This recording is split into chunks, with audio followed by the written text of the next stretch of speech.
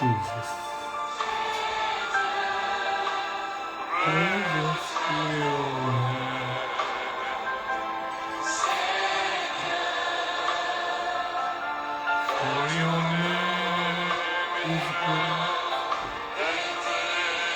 Merci Jésus.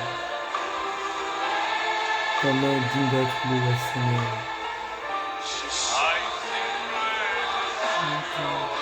Reçois la louange, Seigneur. L'honneur, la gloire, la puissance, car ton nom, Jésus, est grand et digne d'être loué. Alléluia.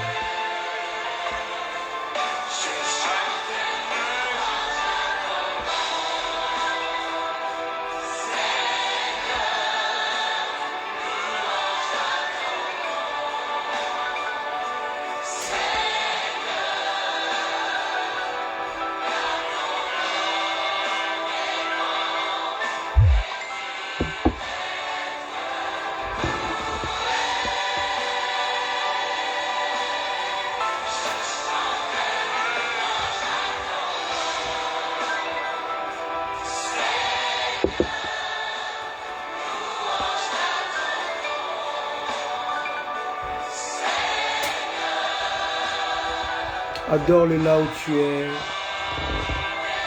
Il est digne.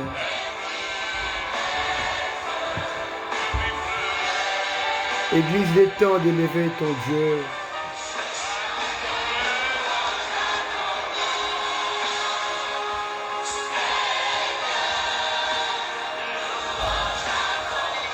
Louange à ton nom, Adonai. Car ton nom est grand et digne d'être loué.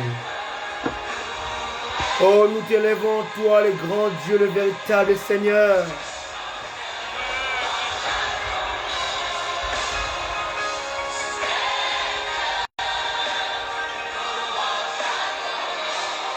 Sois glorifié, Seigneur.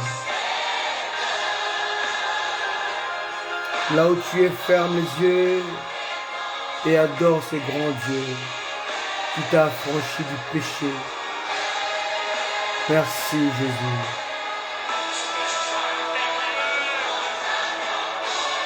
Oh, gloire à ton nom, Seigneur.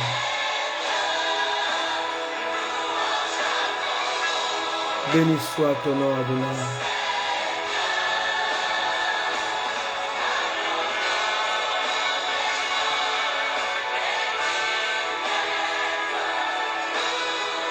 Oh, véritable roi, sois élevé. Merci Jésus.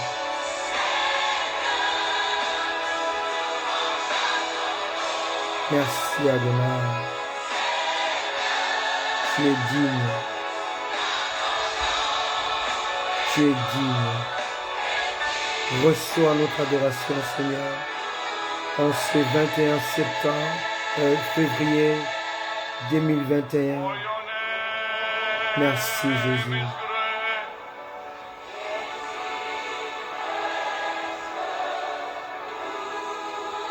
Merci Jésus. Merci Adonai.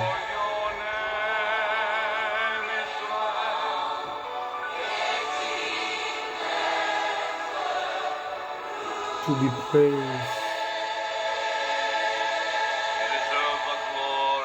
Merci Jésus. Approche-toi de Dieu là où tu es. Alors que nous élevons nos mains. Yes.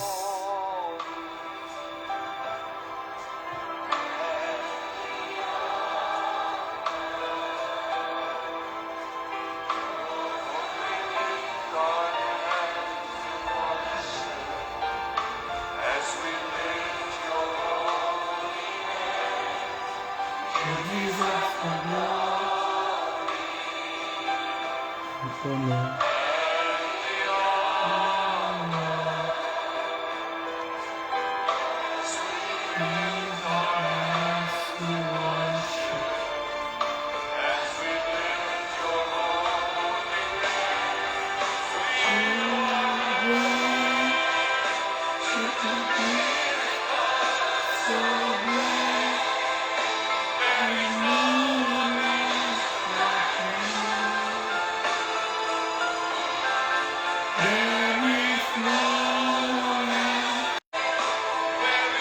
You're the miracle. Oh Jésus, tu fais de si grands miracles.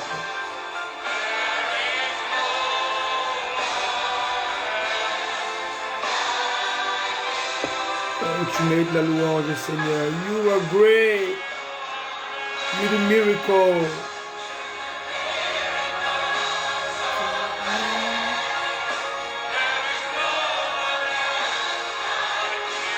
Merci Adonai.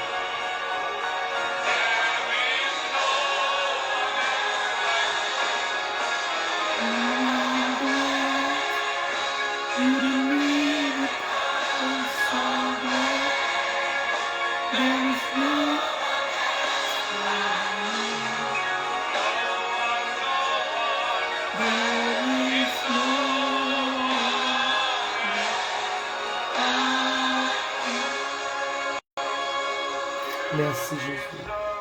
Reçois notre adoration cet après-midi.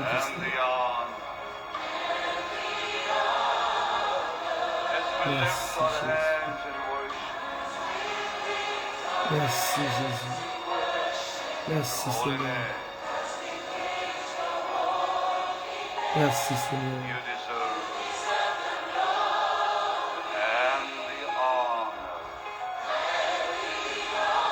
Merci Adonai.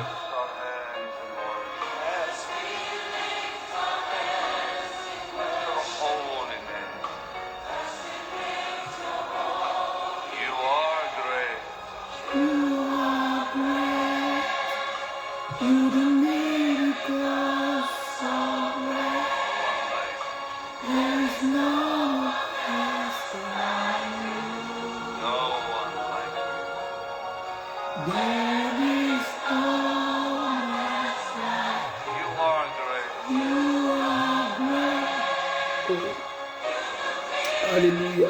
Merci Jésus. Merci Seigneur. Merci Jésus.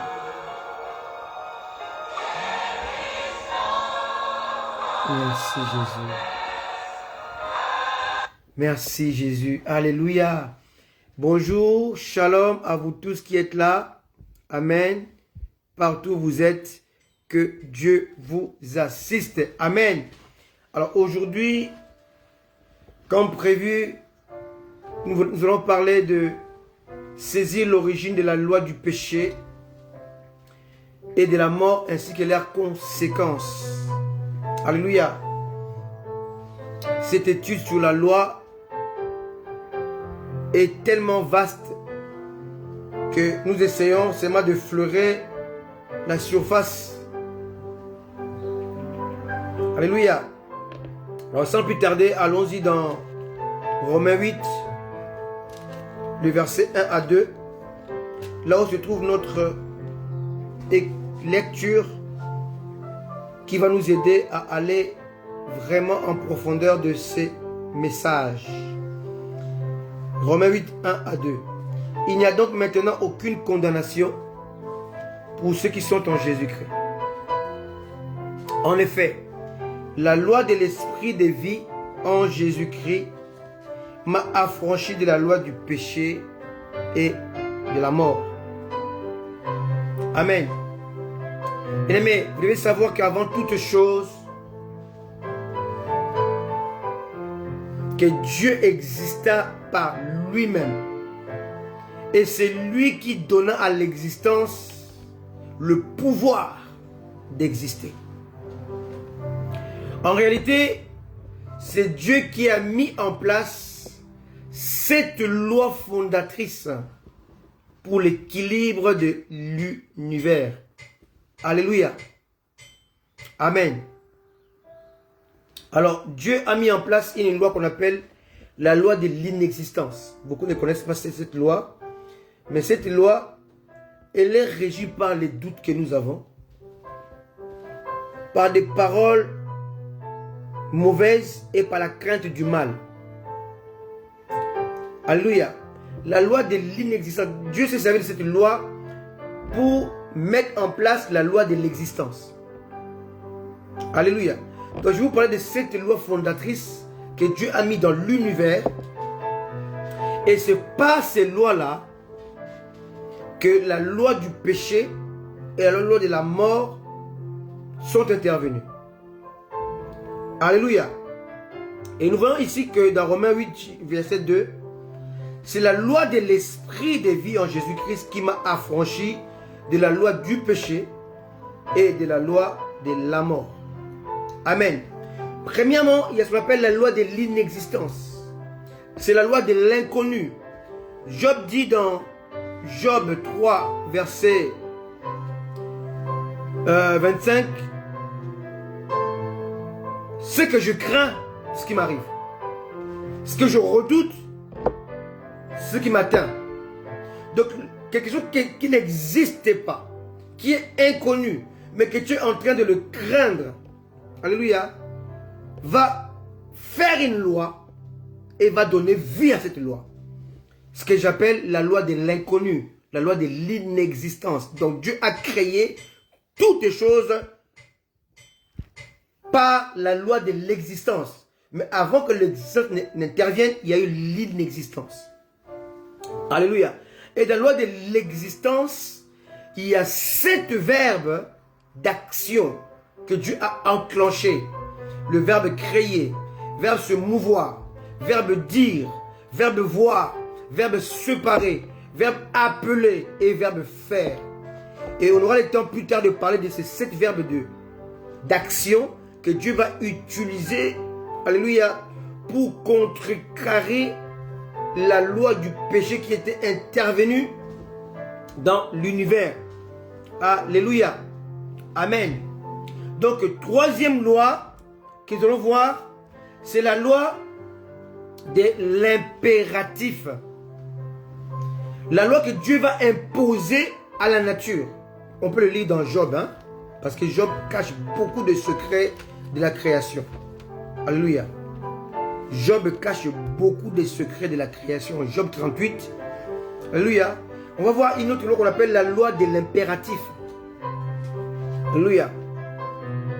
Donc Dieu va imposer un impératif qu'on ne peut pas y déroger. Alors Job, chapitre 38, verset 10 au verset 12. On va voir comment Dieu va imposer sa loi de l'impératif à la nature.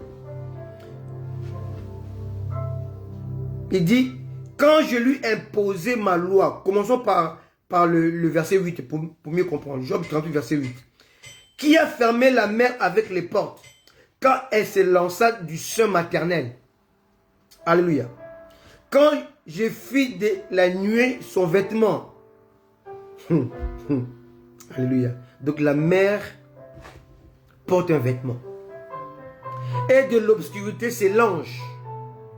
Est-ce que quelqu'un me comprend ce que je suis en train de lire? Oh Dieu. Verset 10.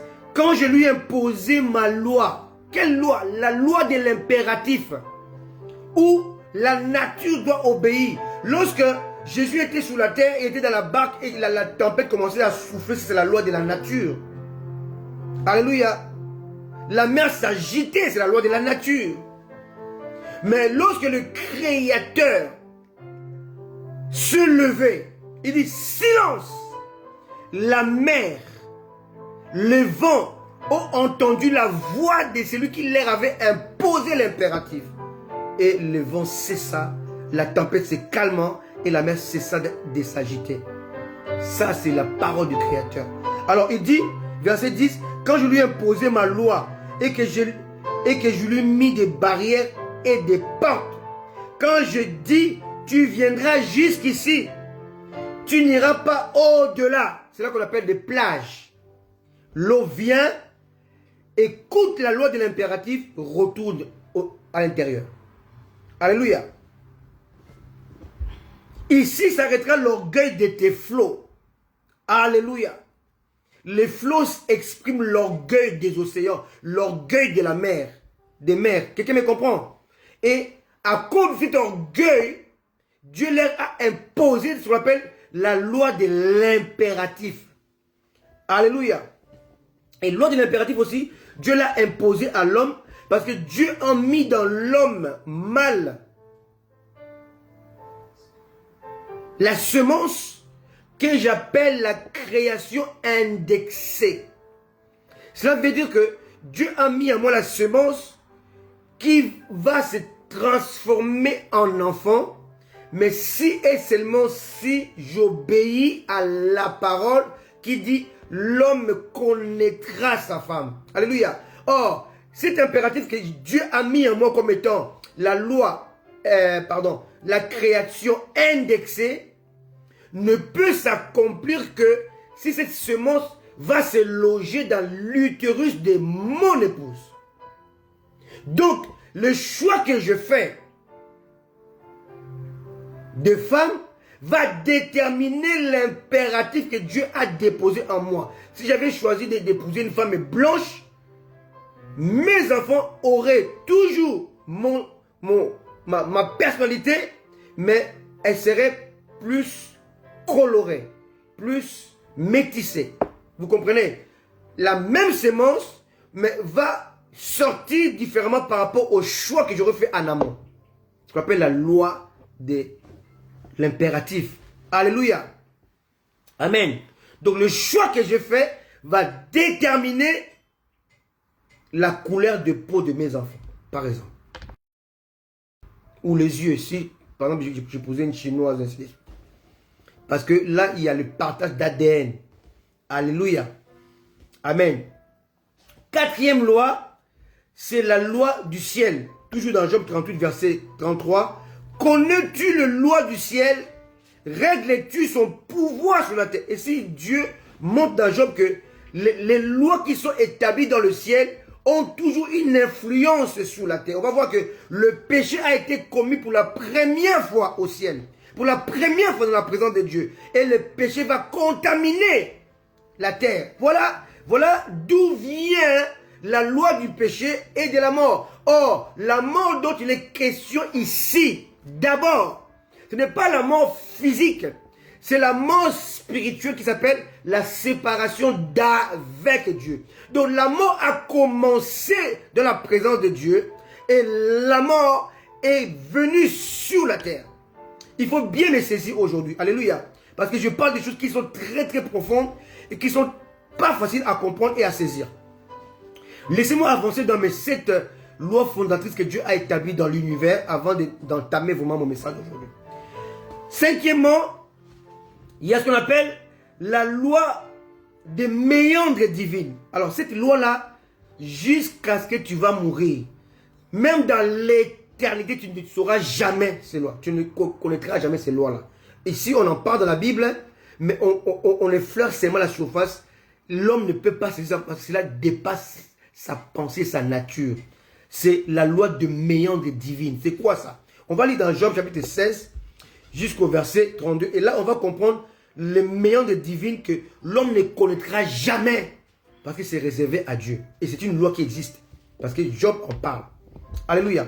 Alors, on lit dans Job 38, verset 16. As-tu pénétré jusqu'aux sources de la mer? L'homme ne va jamais y aller.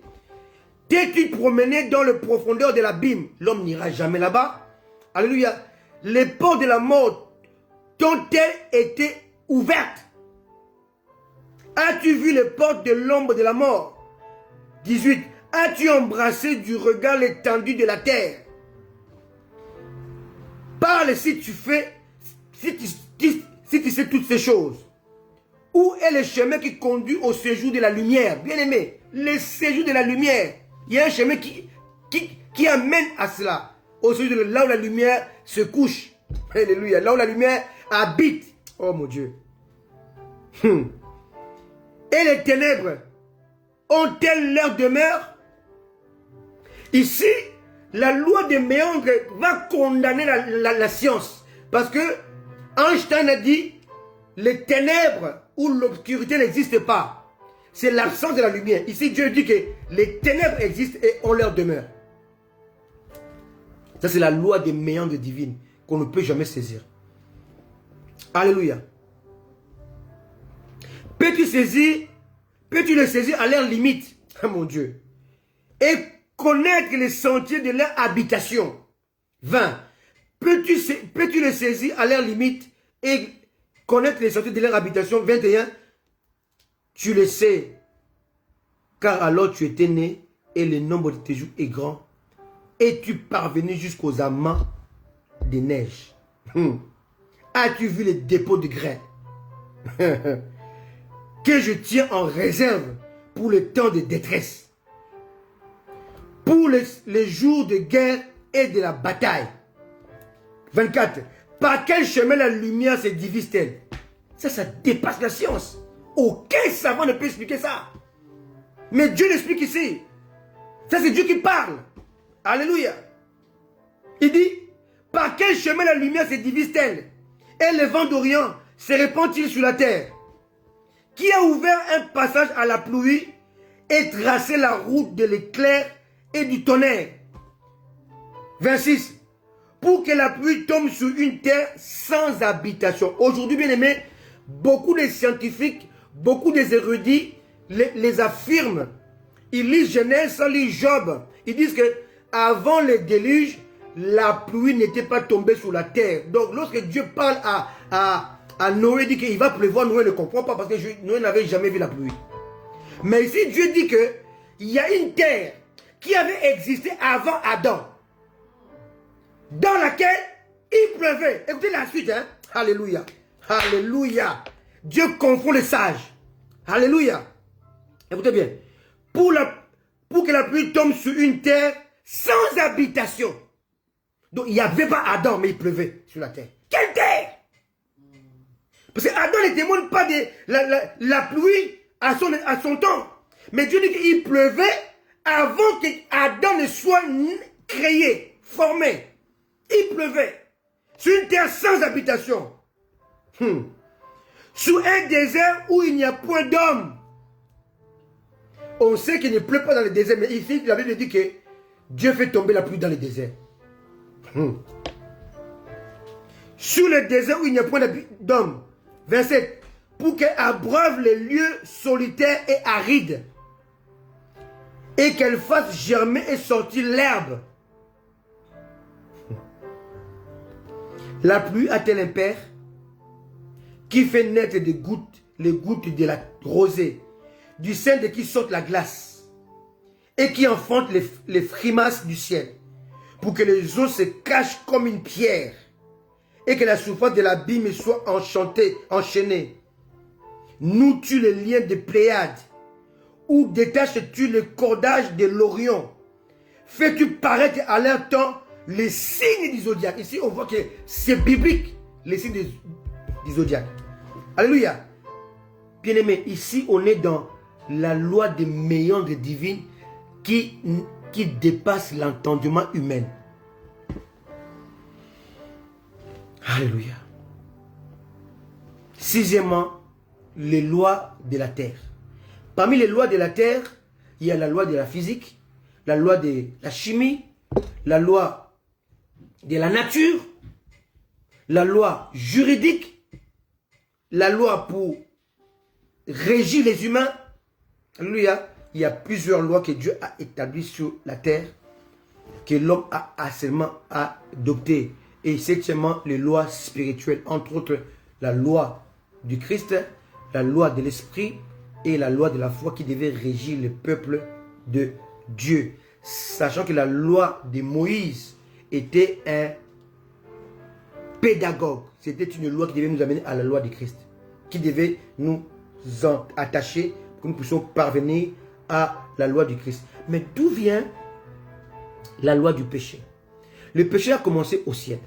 Parce que si nous lisons dans Genèse, on va voir que Dieu avait planté un jardin. On ne peut pas planter quelque chose qui n'existe pas. Je plante une semence que je possède. Donc, on voit que Dieu était dans sa présence, qu'on appelle Éden, avec un ange qu'on appelle astre brillant, porteur de lumière, ou étoile brillante. Jésus est l'étoile brillante du matin. Satan était l'étoile brillante. Il ne faut pas confondre avec Christ qui est l'étoile brillante du matin, qui s'appelle le soleil. Quelqu'un me comprend? Jésus est l'image du soleil qui éclaire. Et Satan était l'image de l'étoile qui sort la nuit pour éclairer. Donc ils n'ont pas la même lumière, la même valeur, capacité de lumière. Amen. Donc si nous lisons dans Ésaïe chapitre 14, on va lire un peu beaucoup aujourd'hui pour mieux comprendre ces messages sur d'où vient la loi du péché et la loi de la mort. Alléluia. Ésaïe 14, on va voir ce qui s'est passé au ciel avant Genèse chapitre 1 verset 1. Alléluia. Comprenez très bien. Des fois, il faut prendre le temps d'expliquer la parole de Dieu pour notre compréhension. Et on va comprendre pourquoi certaines choses arrivent et pas d'autres. Et pourquoi on passe par certaines choses et pas par d'autres. Alléluia. Ésaïe 14. Alléluia. On va voir ce qui s'est passé au ciel avant la création de l'homme. Il faut savoir que Satan a été Satan avant qu'Adam soit Adam. Ésaïe 14, verset 12. Te voilà tombé du ciel, astre brillant. Alléluia. Astre brillant, ce n'est d'autre que Satan avant sa chute. Donc, étoile brillante. Fils de l'aurore, tu es abattu à terre, toi le vainqueur des nations. Tu disais à ton cœur, je monterai au ciel, je lèverai mon trône au-dessus du trône des étoiles de Dieu, et je m'asserai sur la montagne de l'extrémité de l'assemblée à l'extrémité du septentrion. Je monterai sur le sommet des nuées. Je serai semblable au très haut. Mais tu as été précipité dans ce jour des morts, dans les profondeurs de la fosse. Ceux qui te voient fixent sur toi leur regard. Ici, on parle comment Satan est devenu Satan et comment le péché est rentré dans l'univers. Il y a une chose qu'il faut différencier, le péché dans l'univers et le péché dans le monde. Alléluia. Lisons encore Ézéchiel 28. On parle de la même chose, mais différemment. On parle toujours de la chute de astre brillant qu'on appelle Lucifer. Et aujourd'hui, on peut dire Satan ou diable. Satan et diable, c'est la même personne, mais ce sont deux qualificatifs différents. Satan veut dire accusateur et diable veut dire adversaire. Amen. Satan va utiliser ta conscience pour t'accuser. Ta conscience va devenir une sorte d'accusation qui va te mettre mal à l'aise. Voilà pourquoi la conscience peut tuer quelqu'un, pousser quelqu'un au suicide. Alléluia. Et Satan va utiliser la conscience. Écoutez-moi très bien. Ézéchiel 28, verset 13. Non, 12. Fils de l'homme, prononce une complète sur le roi de Tyr. Le roi de Tyr, c'est l'image du Satan. Tu lui diras ainsi par le Seigneur l'Éternel. Tu mettais les sceaux à la perfection. Satan a été créé avec perfection. Tu étais plein de sagesse, avec beaucoup de sagesse. Parfait en beauté. Amen. Tu étais en Éden, le jardin de Dieu. Tu étais couvert de toute espèce de pierres précieuses. Des sardoines, de topaz, de diamants, de chrysolites, d'onyx, de jaspe, de saphir, de scarbouc, d'émeraude et d'or. Tes tambourins et tes flûtes étaient à ton service. Préparé pour le jour où tu fus créé. Donc, le diable est une créature de Dieu. Donc, il ne peut pas combattre Dieu et vaincre. C'est impossible. Parce qu'il a été créé. Alléluia. Tu étais un chérubin protecteur. Ici, Dieu montre son rang. Ce n'était pas un ange normal. Il était chérubin. Oh, les chérubins, ce sont les anges qu'on voit dans Ézéchiel chapitre 1, chapitre 10. Les anges puissants qui formaient le trône de Dieu. Et lui, il était pas les chérubins, les 4 chérubins qui forment le trône de Dieu. Lui était les chérubins qui dirigeaient cette louange qui était donnée à Dieu. Quelqu'un me comprend? Donc, il avait le rang de chérubin protecteur. Alléluia. Aux ailes déployées, je t'avais placé et tu étais sur la sainte montagne de Dieu. Tu marchais au milieu des pierres étincelantes. Tu as été intègre dans tes voies depuis le jour où tu fus créé jusqu'à celui où l'iniquité a été trouvée chez toi. Par la grandeur de ton commerce, tu as été rempli de violence. Tu as péché. Tu as péché. Donc le péché a commencé dans l'univers par Lucifer ou par astre brillant qui avait péché. Maintenant, on va maintenant rentrer dans le vif du sujet. Alléluia. On va voir que depuis la création du monde, il y a eu 4 types de terres. Il y aura 4 types de terres. Alléluia. Vous devez comprendre cela. Et quels ont été les stratagèmes de Satan de astre brillant devenu Satan, parce qu'il il s'est corrompu, il a été chassé de la présence de Dieu, et maintenant, il va essayer de comprendre le plan de Dieu. Vous devez comprendre que si vous lisez dans Pierre, on dit que l'agneau de Dieu a été prédestiné avant la création du monde. Avant que Dieu ne crée le monde, il avait déjà préparé la rédemption, parce que Dieu savait que l'homme allait tomber et l'homme allait s'éloigner. Pourquoi? Parce que Dieu a créé l'homme à partir de la matière polluée mais restaurée. Quelqu'un doit me comprendre. Comprenez bien ce que je dis. La première terre n'est pas la deuxième terre, n'est pas la troisième terre, n'est pas la dernière terre. Si vous comprenez ce mystère de 4 terres, vous allez comprendre comment le monde fonctionne. Premièrement, vous devez comprendre que Genèse, chapitre 1, verset 1, c'est une autre terre. Au commencement, Dieu créa les cieux et la terre. C'est le ciel et la terre que Dieu démontre dans Job 38. On dit, Dieu va tracer un cercle, il va placer la pierre angulaire. Cette terre-là a été créée comme étant éternelle et sans péché. Dans cette terre-là, première terre, Lucifer n'a pas encore péché. Il est encore astre brillant. Il est encore devant le trône de Dieu pour diriger l'adoration, la louange à Dieu. Ici, on est dans le parfait. Et cette terre-là, elle est parfaite. Voilà pourquoi on ne parle pas de soleil. On ne parle pas de la lune. On ne parle pas des étoiles. Car les soleils, la lune et les étoiles, ce sont des astres qui sont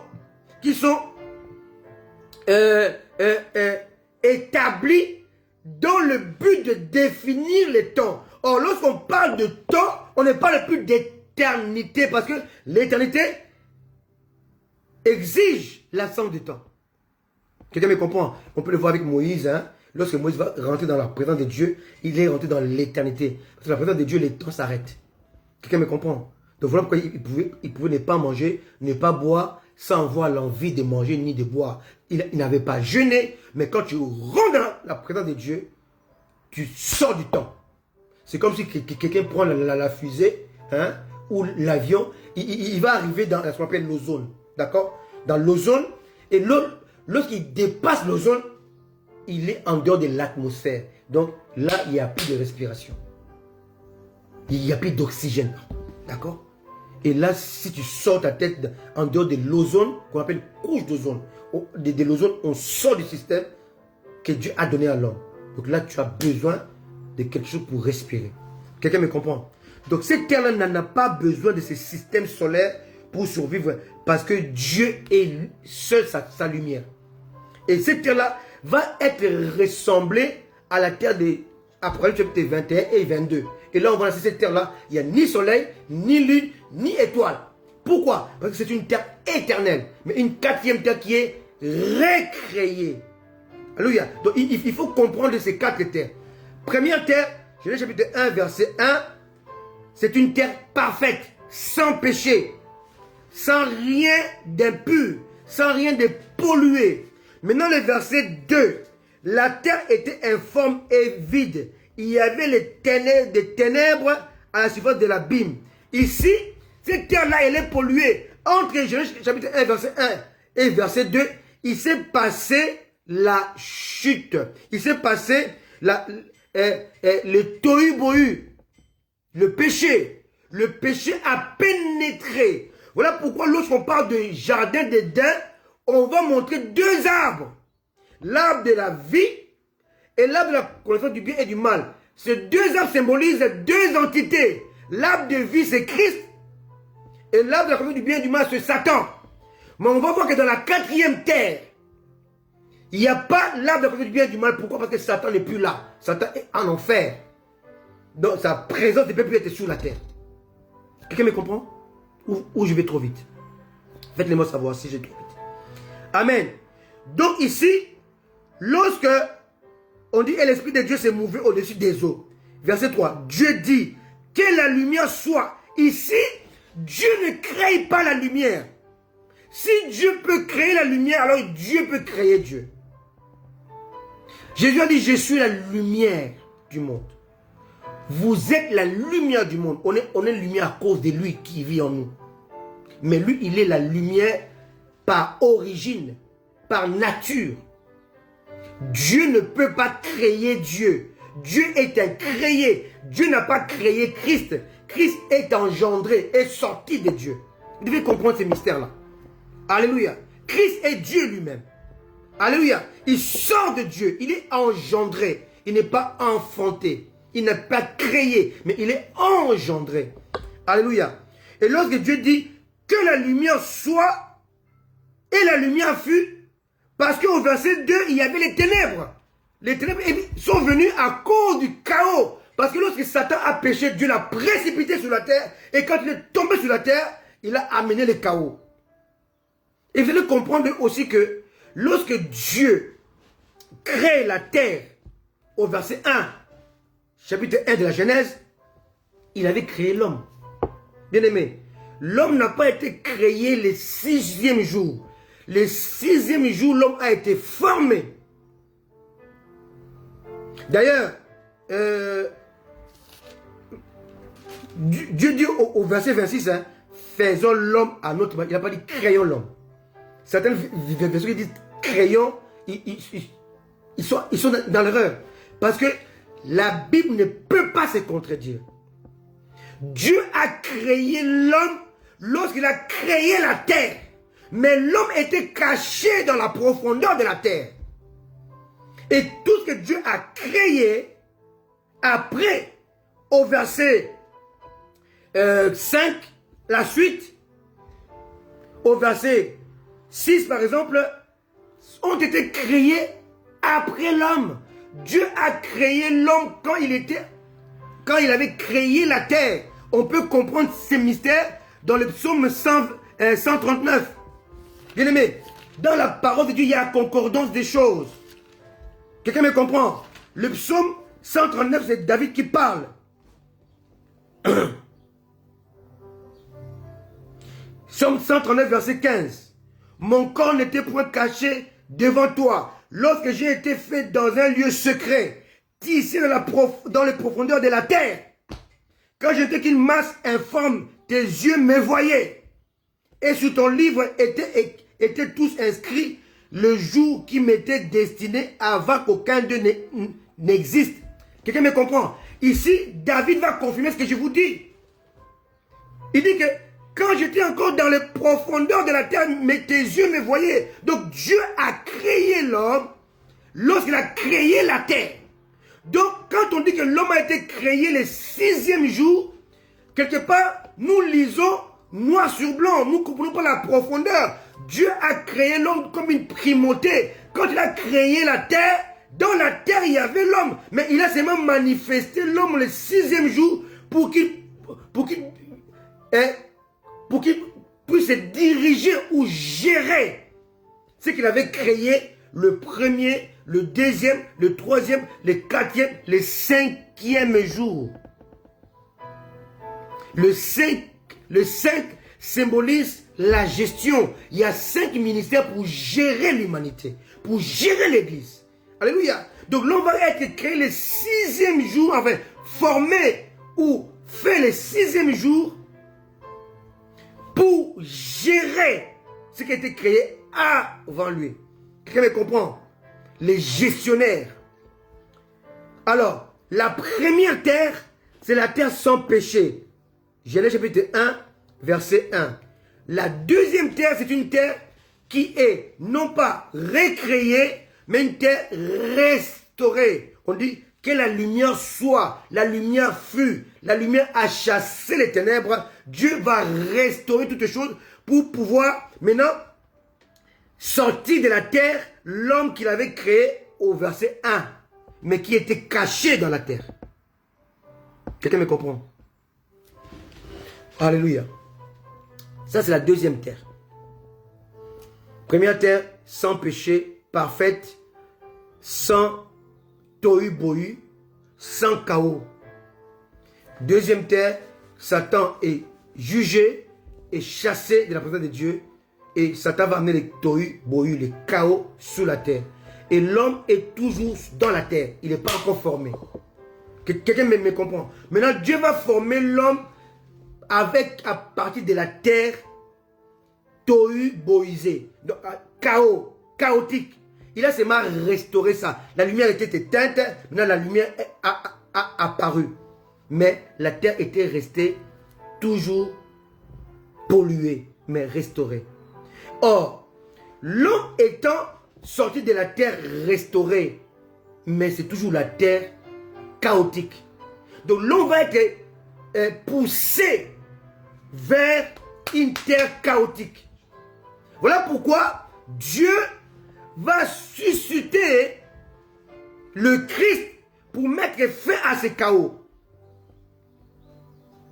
Quelqu'un me comprend? Et c'était prévu avant la création de la terre. Comprenez Dieu par rapport aux Écritures. C'est très important. Et là, on est dans une terre restaurée qui était autrefois chaotique, mais restaurée. Dieu va établir les choses. Il va établir le soleil et la lune pour fixer les temps. Et quand Dieu créait, vous pouvez lire, hein, à chaque fois, verset 6, Dieu dit qu'il y ait une étendue entre les eaux et qu'elle sépare les eaux d'avec les eaux. 7, Dieu fit l'étendue, il sépara les eaux qui sont au-dessus de l'étendue d'avec les eaux qui sont au-dessus de l'étendue. Et cela fut ainsi. Dieu appela l'étendue ciel, ainsi il y eut un soir et un matin. Quand on parle du soir et du matin, on n'est plus dans l'éternité. On est dans le permanent. On est dans quelque chose qui doit être détruite. Alléluia. Donc le péché va stopper ou va annuler le parfait. Le péché va déformer le passé, le parfait. Amen. Et l'homme étant sorti d'une terre, parce qu'il était créé dans une terre parfaite, mais il était formé avec une terre autrefois chaotique. Donc l'homme va être poussé par les désirs de la chair, tiré du chaos, mais formé par le chaos. Quelqu'un me comprend? Et ce que Satan voulait.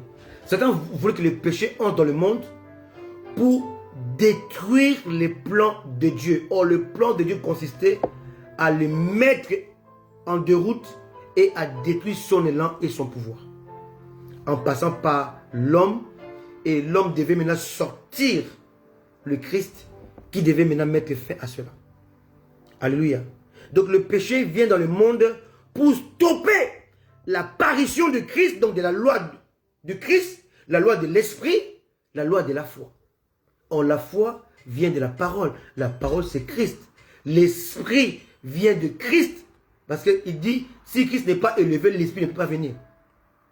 Donc ces trois lois réunies, qu'on appelle la loi du Christ, la loi de l'esprit, la loi de la foi, vont se manifester seulement à cause de Christ. Or Christ n'est pas venu par un instrument qui est impur. Il faut que l'instrument soit pur. Marie était vierge et pure. Mais Satan va empêcher cette virginité ou cette pureté de l'homme pour que Christ ne vienne pas. Parce que Christ devait venir pour stopper son élan. Pour arrêter sa puissance. Pour stopper sa vengeance. Quelqu'un me comprend?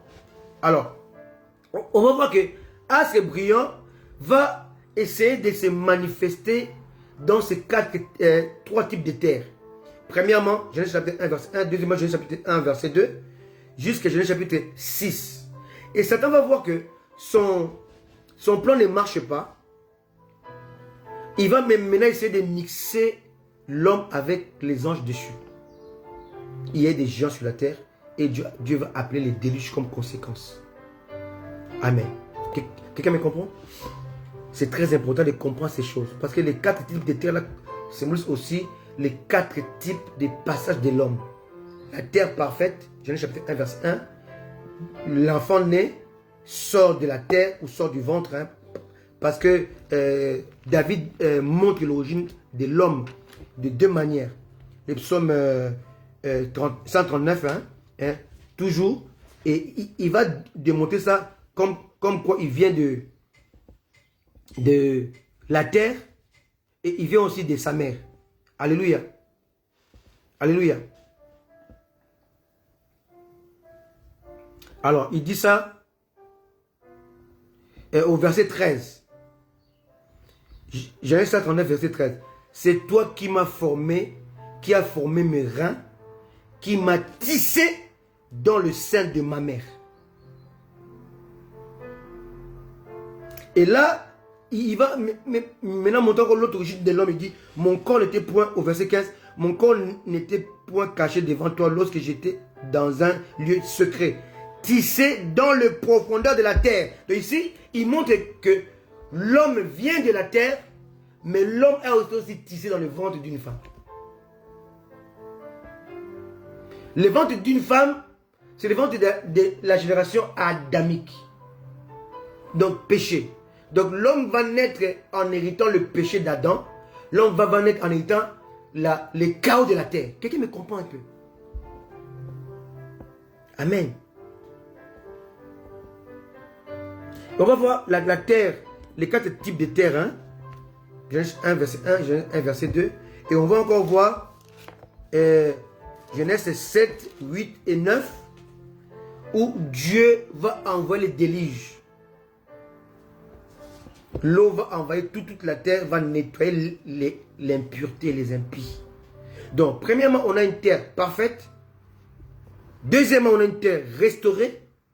Troisièmement, on a une terre purifiée de la méchanceté. Mais c'est toujours la même terre qui a été créée parfaite. Deuxièmement, qui est souillée. Dieu va restaurer ça à partir du verset 2.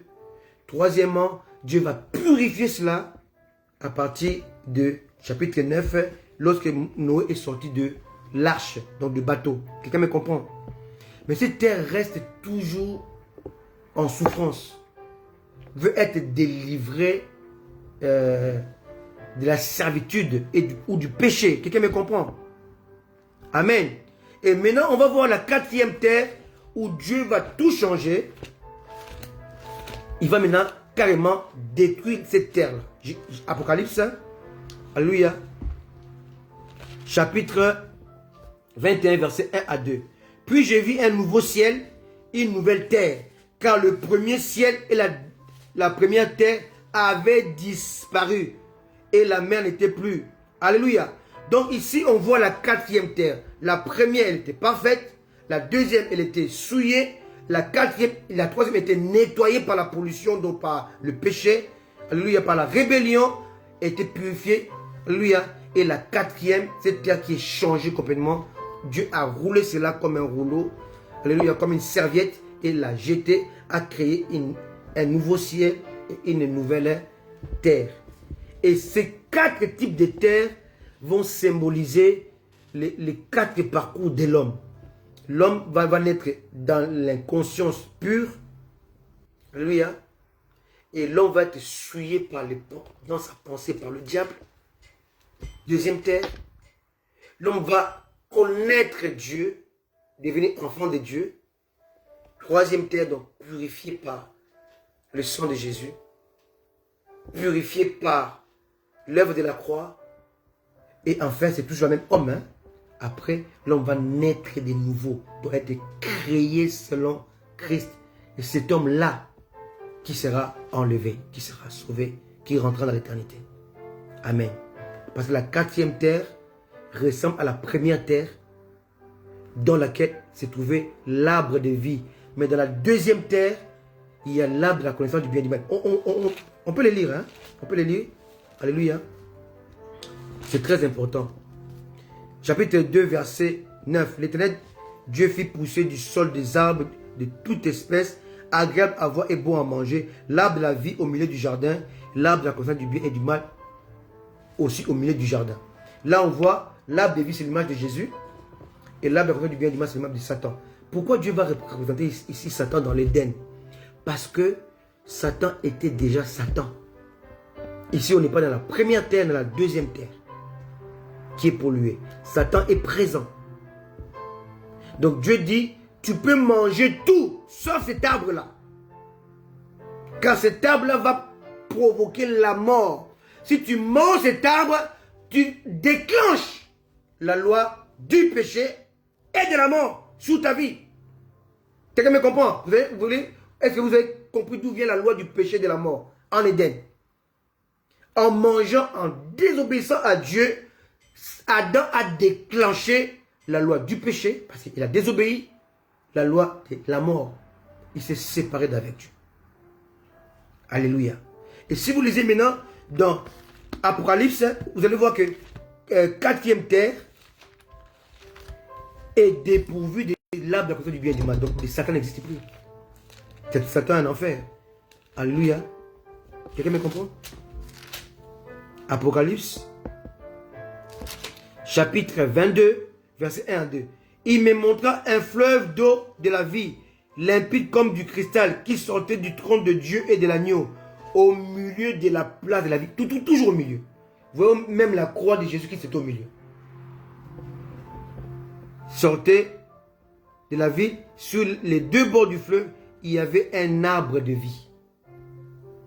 Et là, on voit encore l'arbre de vie qui s'est trouvé dans Genèse chapitre 1, verset 1. On n'en parle pas, mais qui existait. Genèse chapitre 1, verset 2. On va parler, à partir du verset 2, on va parler au chapitre 2 de l'arbre de vie et de l'arbre de la connaissance du bien et du mal. Donc, c'est la présence du diable. Là, on voit que dans la chapitre 22, le diable n'est plus là. Il n'y a plus de péché, il n'y a plus de condamnation, et on est dans l'éternité. L'arbre qui était l'image de Satan a disparu, l'arbre de vie est toujours présent. Alléluia. Donc nous devons comprendre ces quatre terres pour comprendre d'où vient la loi du péché et la loi de la mort. Parce que Satan avait employé 4 stratégies pour empêcher l'arrivée du Christ sur la terre. Premièrement, lorsque Dieu a formé Adam, il lui a donné vie, il a tiré de la poussière, il a formé. Mais il y a une différence entre créer et former. Dieu a créé l'homme qui était dans une forme invisible. Ça, c'est créer. Mais Dieu a formé l'homme en utilisant la terre. Alléluia. Dieu a créé l'homme le premier jour, mais Dieu l'a formé le 6e jour. Quelqu'un me comprend? Amen. C'est très important. Donc, Dieu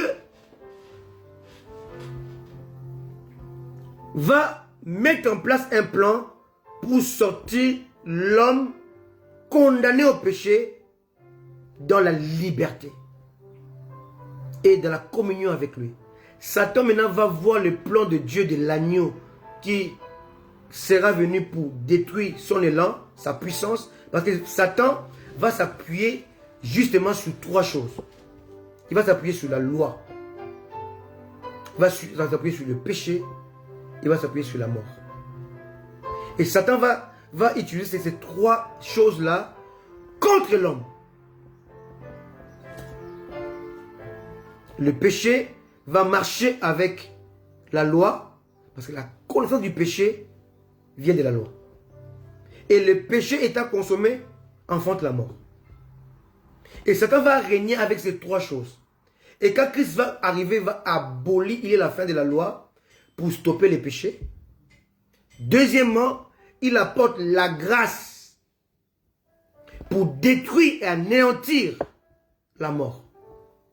Son sacrifice va prendre le dessus sur la mort. Or, Satan savait que Jésus-Christ devait sortir par Abel. Parce que Abel, alléluia, il faut maintenant aller au commencement pour comprendre les choses. Lorsque Adam et Ève ont eu les enfants, ils ont eu Caïn et Abel. Caïn veut dire acquisition. Abel veut dire exhalation. Or, acquisition, c'est que tu as acquis.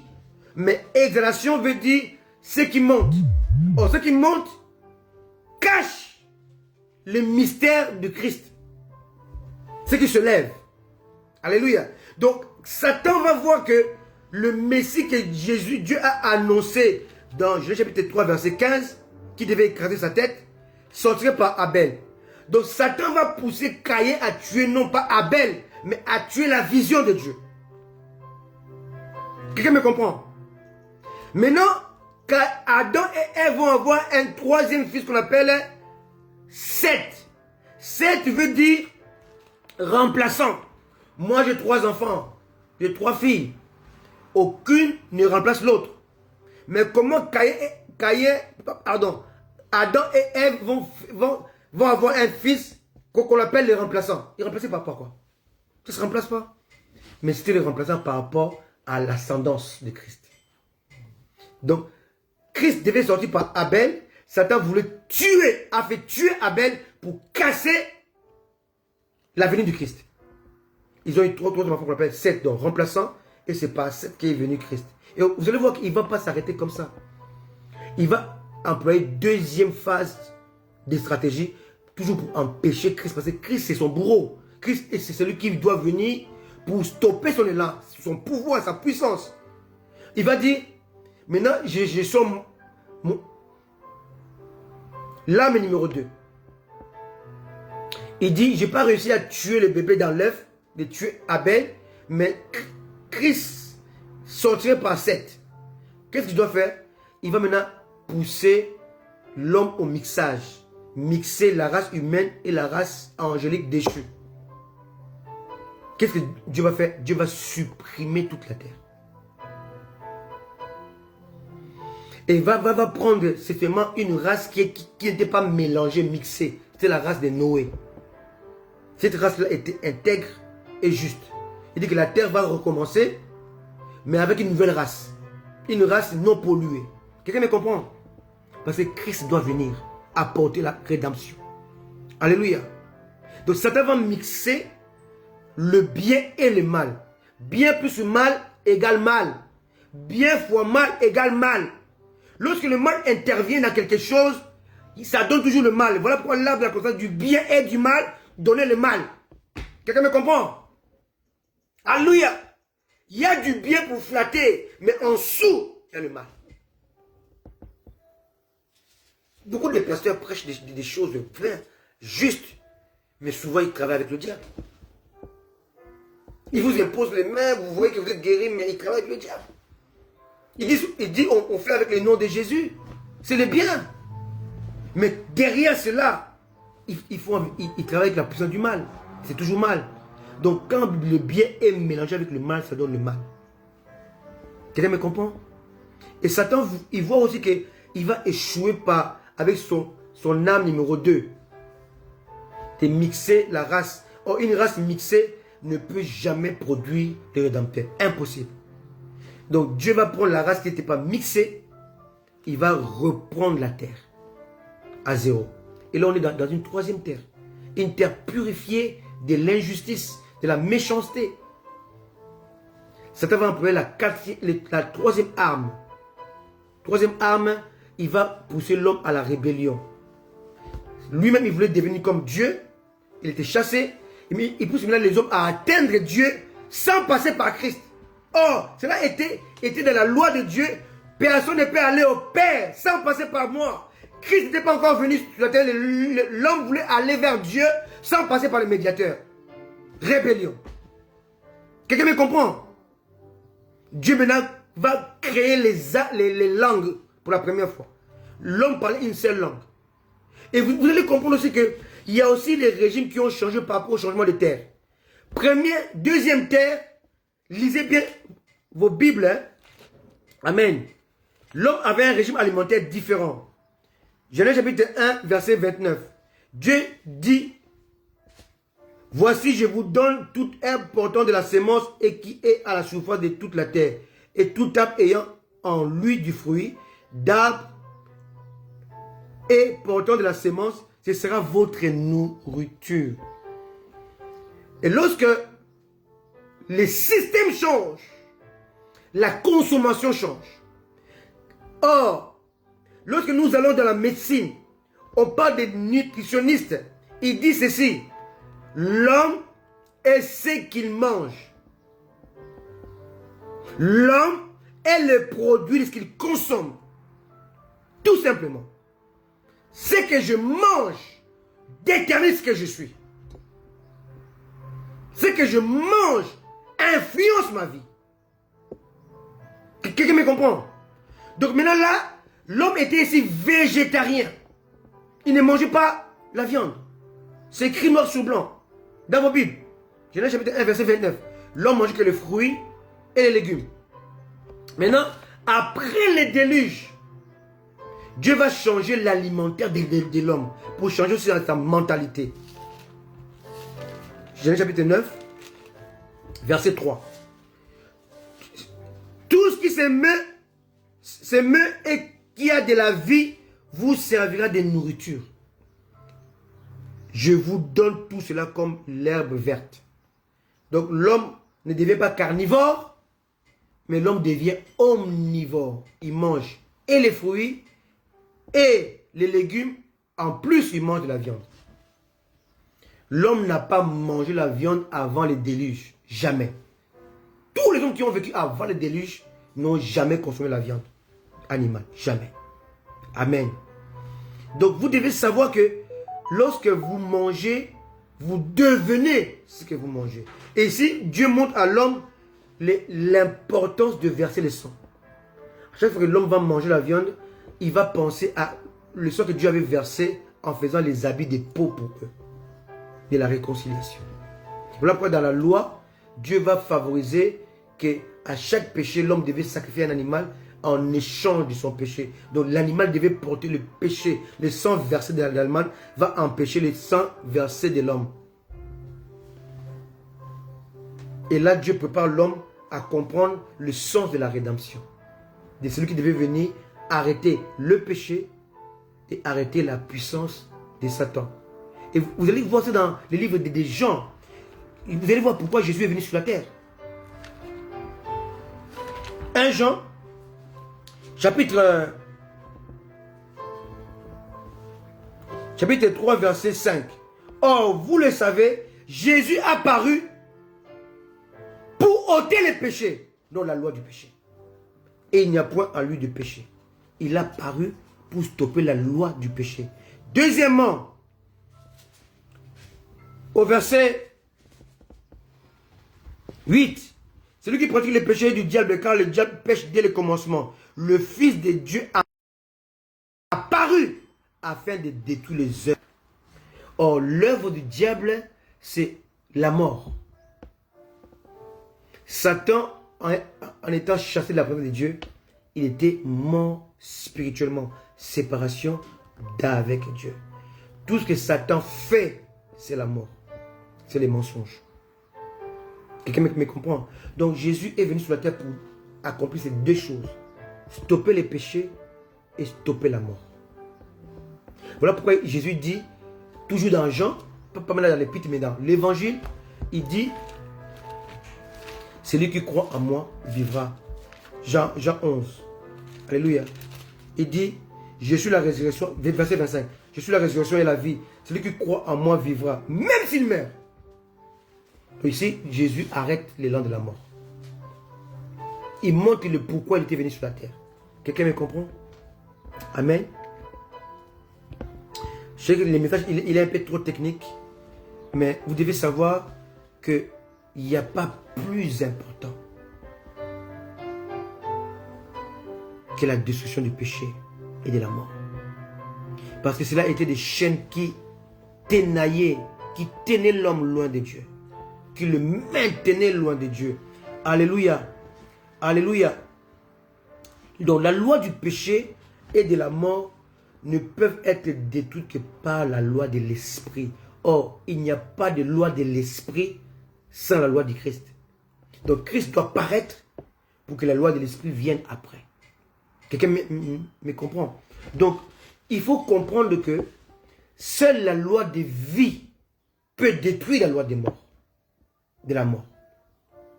Alléluia.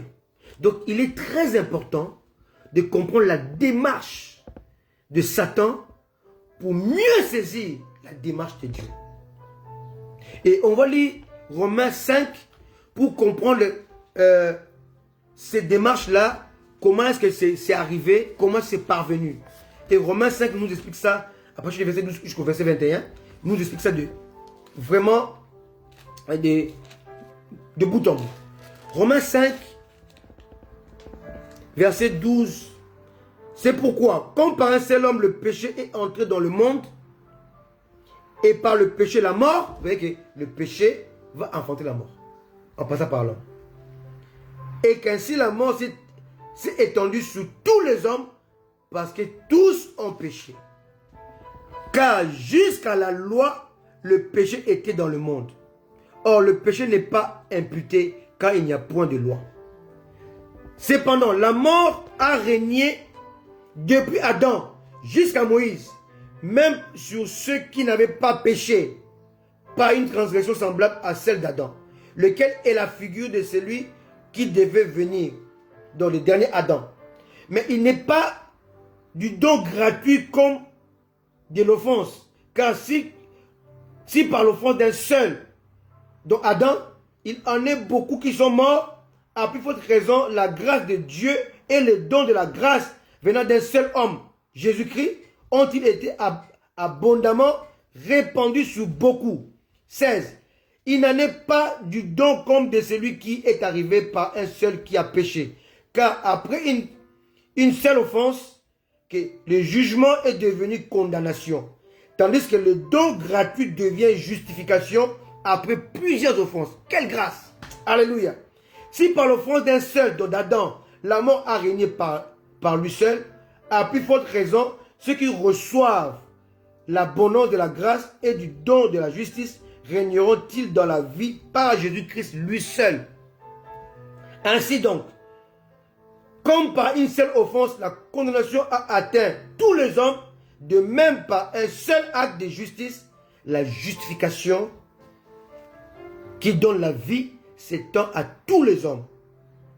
Car comme par la désobéissance d'un seul homme, beaucoup ont été rendus pécheurs, de même par l'obéissance d'un seul, beaucoup sont devenus justes. 20. Or, la loi est intervenue pour que l'offense abonde, mais là où le péché a abondé, la grâce a surabondé.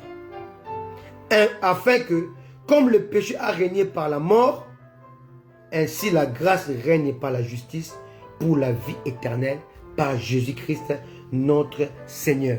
Vous voyez un peu le plan de Dieu tracé. Jésus est venu pour stopper l'élan du péché à cause de la grâce et répandre la grâce pour que l'homme puisse échapper à la mort. Donc la loi du péché et de la mort devait être maîtrisée par le Seigneur et arrêtée, stoppée par la loi de l'Esprit. Quelqu'un me comprend? Donc c'est très important de comprendre la chimie de Dieu. Cela nous dépasse.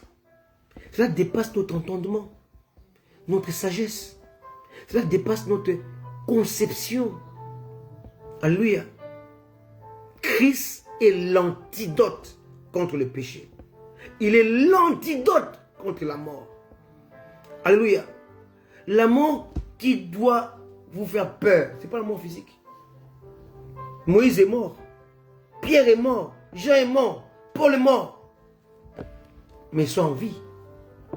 La mort physique, c'est l'antichambre de l'éternité. Ça permet de rentrer dans l'éternité. La mort physique. Excepté ceux qui seront enlevés. Alléluia. Mais la mort la plus grave, la plus dangereuse, c'est la mort spirituelle. C'est quand tu te sépares de Dieu. La séparation d'avec Dieu. Alléluia. Alléluia. Et cette mort-là est provoquée par le péché. Donc la loi du péché et la loi de la mort sont des jumelles, marchent ensemble. Et aujourd'hui, Dieu veut nous libérer de ces deux lois qui pèsent sur nous, qui nous maintiennent loin de lui. La mort est une entité. Si vous voyez dans l'Apocalypse, on dit que la mort et le séjour des morts furent jetés dans les temps de feu, la seconde mort.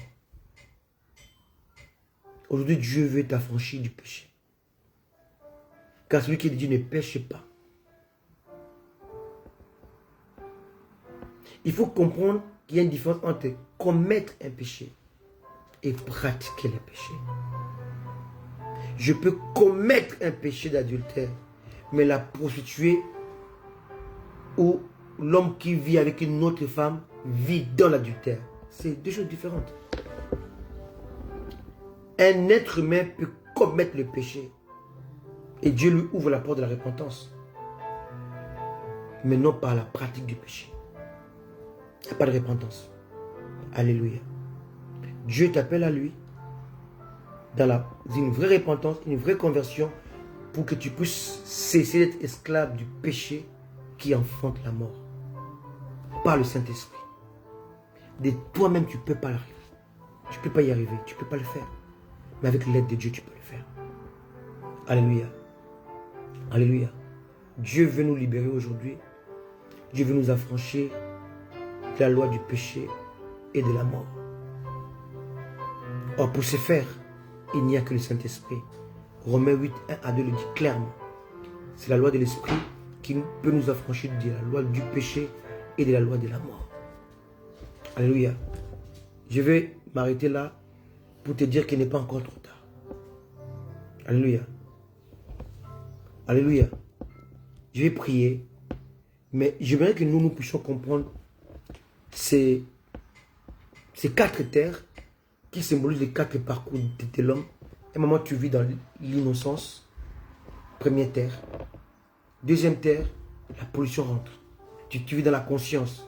Tu prends conscience de la vie et tu prends conscience du mal. Troisième terre, la terre qui a précédé les déluges. Tu dois passer par la conversion, passer par la repentance. Et là, tu passes par par la purification, la sanctification. Alléluia. Et quatrième terre, la nouvelle naissance. Alléluia. Où tu es préparé. Tu es une terre qui est préparée maintenant à accueillir la nouvelle Jérusalem qui descend du ciel. Tu deviens l'instrument de Dieu. Alléluia. Alléluia. Dieu nous aime tendrement. Dieu nous aime tant. Il veut que nous puissions dominer les péchés. Mais nous ne pouvons pas le faire par nous-mêmes. Nous avons besoin du Seigneur. Nous avons besoin d'être remplis du Saint-Esprit. D'être conduits par le Saint-Esprit. D'être dirigés par le Saint-Esprit. Alléluia. Alléluia. Amen. Je vais prier pour vous qui me suivez. Pour vous qui allez me suivre après. Alléluia. Et j'aimerais que nous puissions écouter ces chants. J'ai pris à ma fille d'arrêter un peu le piano. J'ai mis un chant. Je veux que nous puissions écouter ces chants. C'est un vieux chant. Et ces chants nous rappellent vraiment ce que je vais que nous puissions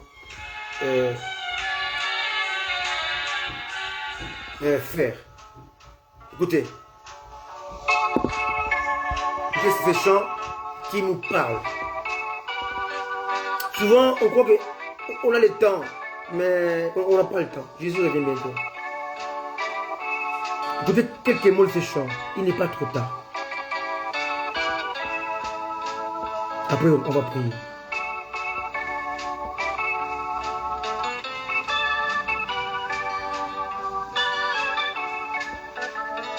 Merci Jésus.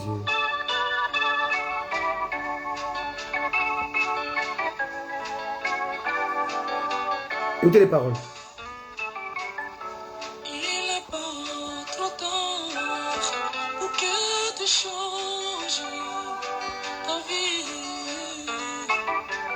Quand tu vis encore, c'est le moment de te décider.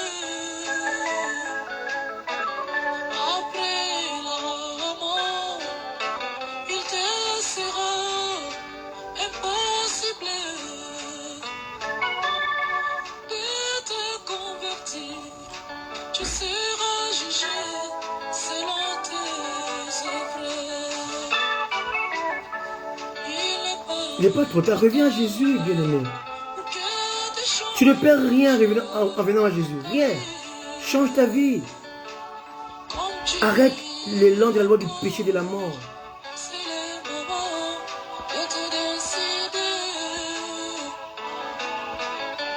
Après la mort, il te sera impossible De te convertir. de te convertir. Tu seras jugé selon tes œuvres.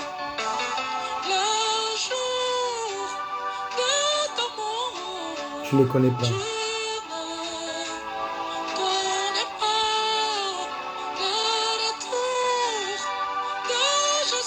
Tu l'ignores. Pourquoi tu tardes?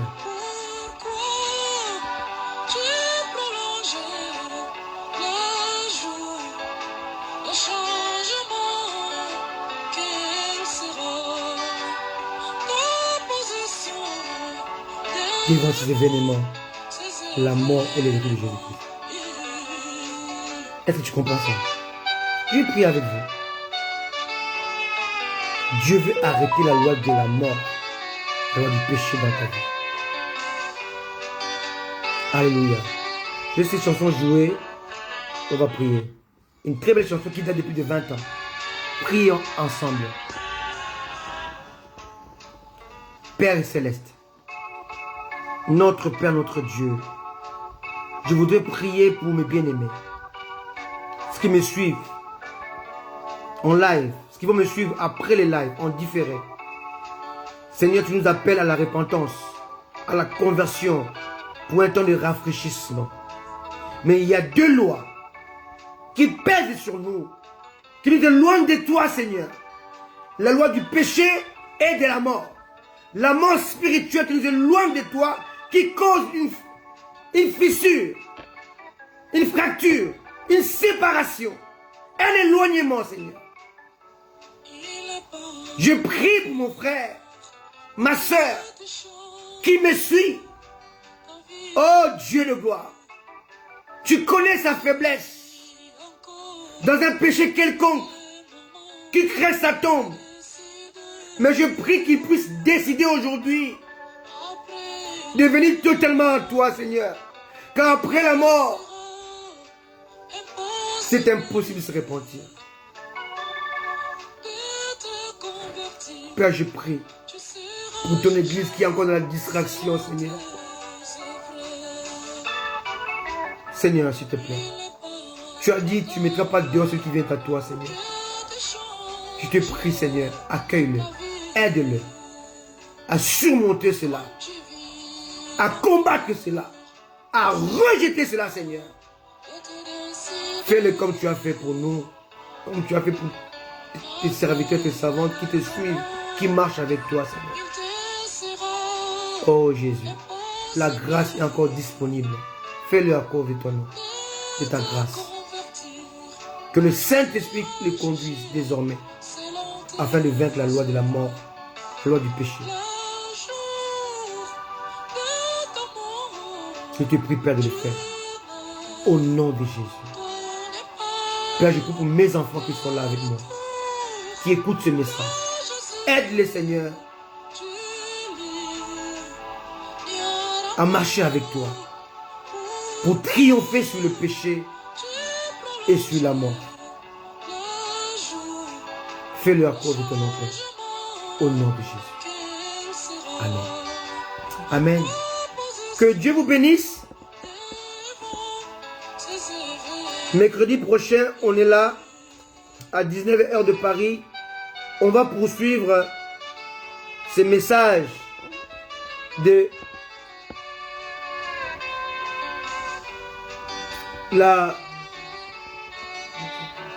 l'incompréhension de la souveraineté de Dieu. On va prendre d'autres exemples de la Bible. On va comprendre pourquoi Dieu permet des choses pour notre bien. Alléluia. Que Dieu vous bénisse. Accrochez-vous à Jésus. Je bénis votre semaine. Je bénis cette journée. Restez attachés au Seigneur. Accrochez-vous au Seigneur. Jésus revient bientôt. Ne perdez pas le temps dans la distraction de critiquer tel homme de Dieu, telle femme de Dieu. Ce n'est pas ton appel. Dieu t'a appelé à annoncer, pas à dénoncer. Annonce Christ.